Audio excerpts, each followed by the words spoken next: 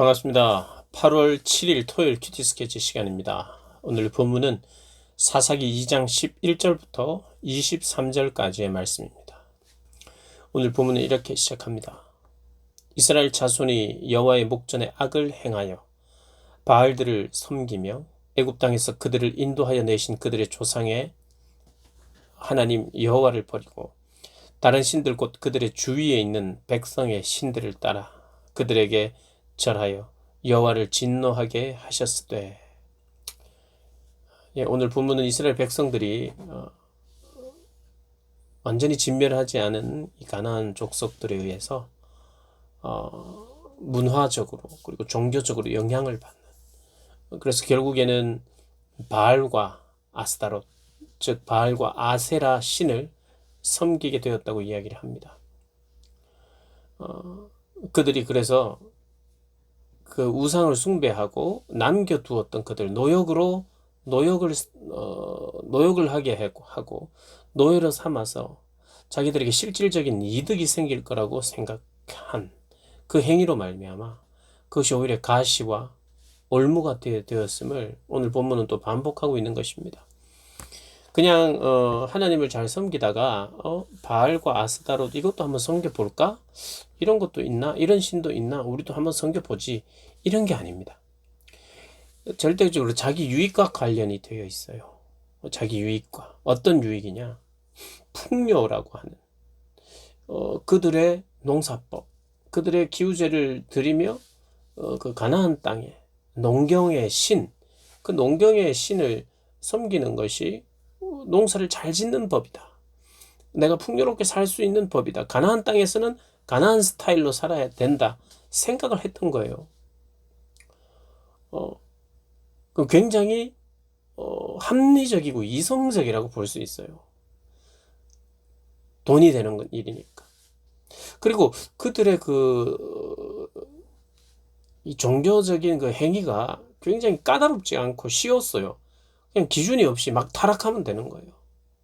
남녀가 막 그 성관계를 하며 남녀가 그렇게 종교적 창기들 그리고 그들과 관계를 맺을 때 하늘의 바알과 아세라 신이 흥분한다는 거예요. 그런 논리입니다. 흥분하여 비를 내린다. 그래서 그런 짓들을 하게 되는 거예요. 굉장히 음란한데 그러니까 육체의 본성이 좋아하는 일들일 뿐만 아니라 그 종교적인 행위가 그리고 그 결과로 풍요를 가져다 준다고 생각하니까 어떻게 보면 일석이조라고 생각하는 거예요.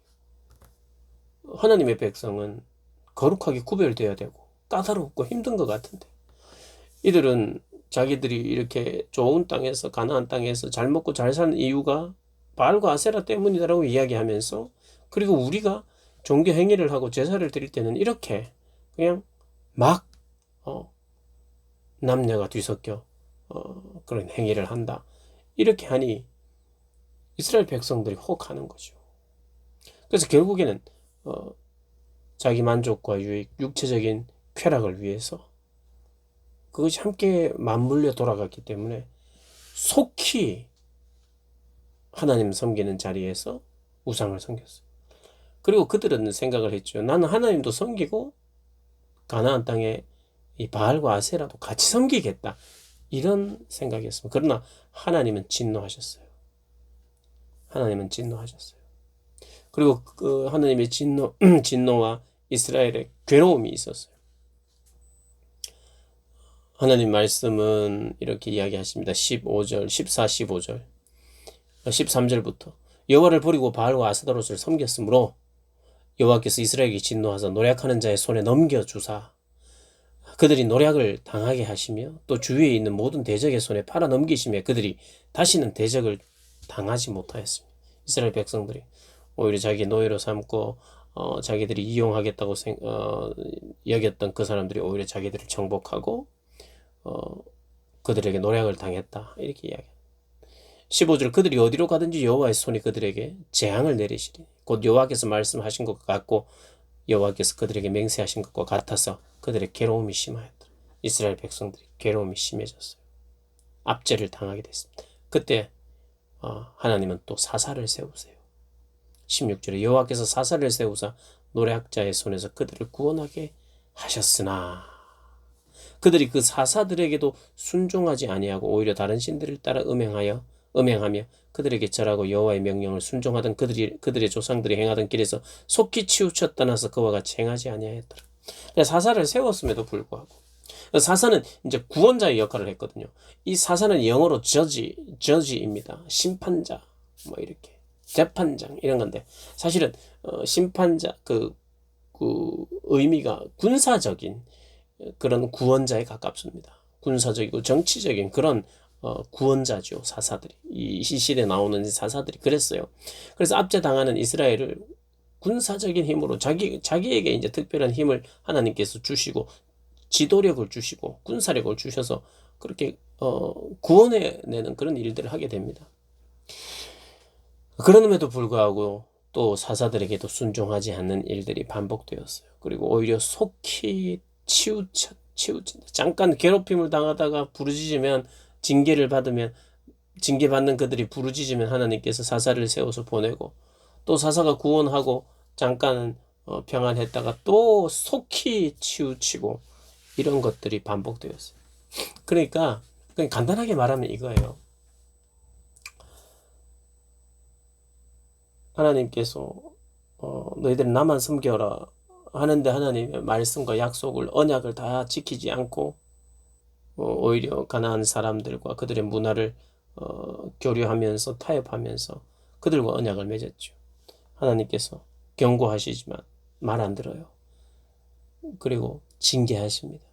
그러면 눈물을 흘리면서 후회하고 부르짖어요. 구원해달라고. 그럼 사사를 보냅니다. 그럼 사사가 구원하죠. 근데 짧은 시간 동안 또 그렇게 하나님의 말씀에 순종하는 것 같이 살다가 또 속히 돌아오고 그러니까 하나님께서 원하시는 기뻐하시는 일, 좋은 일, 옳은 일, 선한 일, 진리를 따르는 일, 말씀을 지키는 일 이런 것이 몸에 배기는 너무 어려워요. 우리 자신도 그렇죠. 이스라엘 백성도 그렇고 옳은 것, 귀한 것, 선한 것 이런 것은 익히고 배워서 우리의 삶의 습관이 되고 좋은 습관은 얼마나 가지기가 힘듭니까? 잠시 가졌다가도 금방 우리가 그 습관들을 유지하지 못할 때가 많죠. 물론 좋은 습관을 가지고 또 더 좋은 습관을 가지면서 옳은 것을, 바른 것을, 선한 것을 행하는 사람들이 분명히 있습니다. 그러나 얼마나 그게 소수입니까? 오히려 안 좋은 습관을 더 빨리 가지게 되고 좋은 습관은 빨리 버리게 되고 우리 개인의 역사를 봐도 그렇죠. 옳고 바르고 귀한 것, 생명이 있는 것, 참된 가치가 있는 것을 배우고 익히기는 정말 어려워요. 쉽지 않아요. 바른 것을 배우고 익힌다는 것이, 살아낸다는 것이 정말 힘들어 보여요. 그런데 얼마나 이 사사기의 내용처럼 빨리빨리 안 좋은 습관으로, 안 좋은 모습으로, 악한 모습으로 그렇게 가기가 쉬운지. 사사기는 참 그것을 우리에게 보여줍니다. 그나마 사사가 사는 날 동안에 18절에 여호와께서 그들을 위하여 사사들을 세우실 때에는 그 사사와 함께 하셨고 하나님이 함께 하셨고 그 사사가 사는 날 동안에는 여호와께서 그들을 대적의 손에서 구원하였으니 이는 그들이 대적에게 압박과 괴롭게 함을 받아 슬피 부르짖음으로 여호와께서 뜻을 돌이키셨음이거늘. 그 사사가 죽은 후에는 그들이 돌이켜 그들의 조상들보다 더 타락하여 그러니까 더 악화가 되는 거예요. 사사로 말미암아 구원하여서 그 사사가 사는 날 동안은 어느 정도 뭐랄까요, 그 사사의 지도력 아래서 그렇게 지도자가 있고 코치가 있고 바른 길이 무엇인지 분명히 제시하고 또 때로는 뭐 혼도 내고 이렇지 않았겠습니까? 그리고 그 사사의 물론 사사도 나중에 가면 사사도 자기의 소견대로 바른 길로 못 가는 경우가 생깁니다만 그나마 사사가 사는 날 동안은 기준이 되어서 그렇게 살지만 사사가 죽으면 굉장히 빨리 돌이켜서 이전보다 더 악화가 되는 게 이 사사기 내용이라는 거예요. 진리를 행하는 것을 반복하는 것은 너무 짧고, 그것도 사사가 사는 날 동안만 그렇고, 악을 반복하는 것은 더 많은 시간, 우리의 생애에서도 더 많은 시간이 악을 반복하고, 그리고 그 악이 더 악화가 되고 안 좋아지는 것을 보게 됩니다. 이게 바로 이스라엘 백성들의 역사였어요. 역사.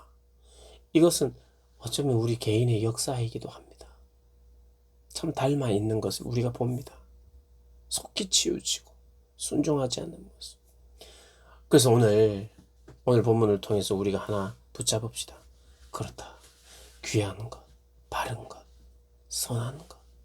이 습관을 잡기가 참 어려운데, 그 잡은 습관마저도 얼마나 쉽게 뒤엎어 버리는 건가. 저도 그런 것 같아요. 참 좋은 습관들.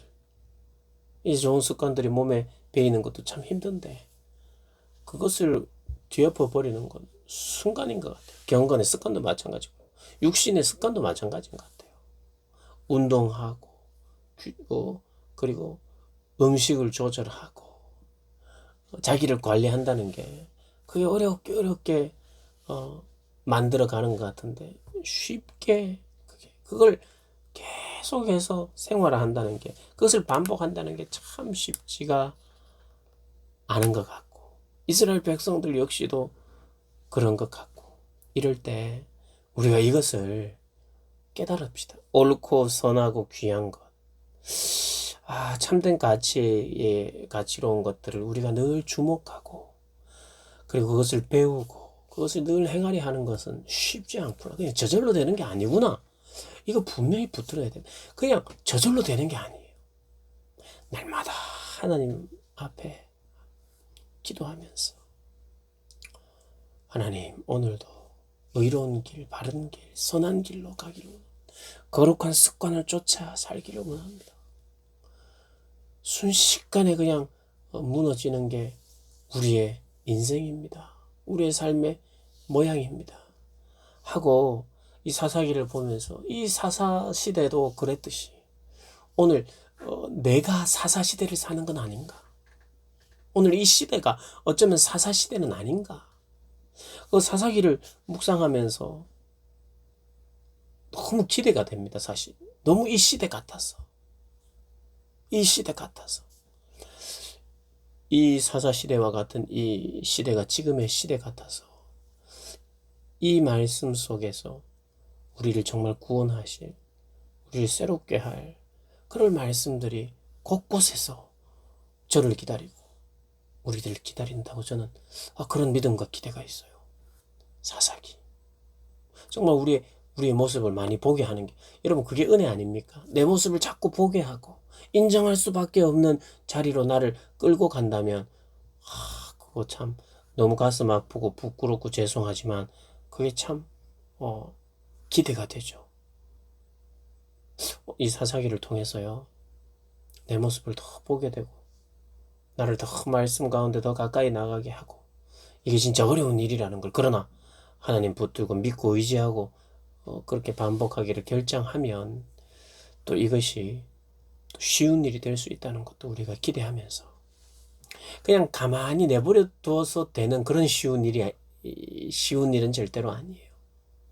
너무 어려운 일입니다. 내버려 두면 절대 안 되는 일이에요.